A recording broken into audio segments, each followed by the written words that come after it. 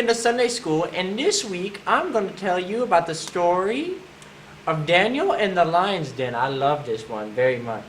So, back in the day of Babylon, people actually tried to fly like they do today. But Daniel forgot his plane was broken, so he had to use his parachute. But he parachuted right into a cave.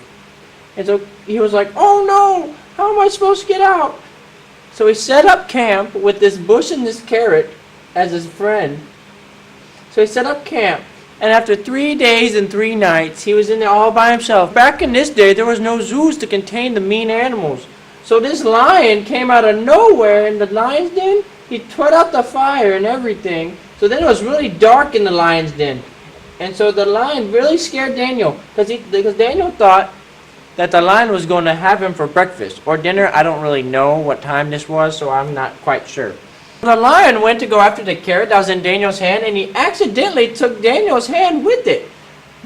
And he accidentally ripped it off, which I thought was very mean. But the lion was so nice because he came from God.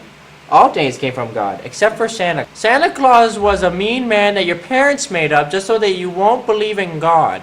They also don't want you to go to church and see Granny before she dies, even though I'm not going to die. I'm going to be with you until you graduate and get married and have kids.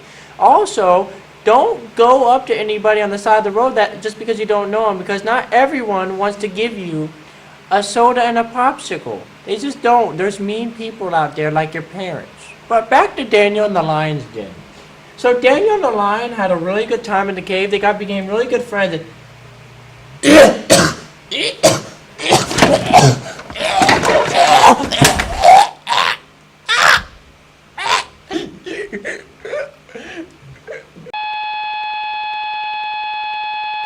Sorry about that, kids, but Granny has to go to the hospital because she's going under cardiac arrest. So I will see you next week. Come back and see Granny.